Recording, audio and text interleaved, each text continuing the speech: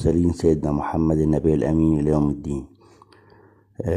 العملة دي يا جماعة طبعا اللي هي ال10 قروش القديمة، طبعا بقالها فترة كبيرة. طبعا 10 قروش الصك بتاعها 1967 ميلادي 1387 هجري. طبعا ال10 قروش دي كانت الجمهورية العربية المتحدة قبل سنة 70، كانت الجمهورية العربية المتحدة، لأنها كانوا عاملين اتفاقية مع سوريا والعراق، الجمهوريات العربية المتحدة.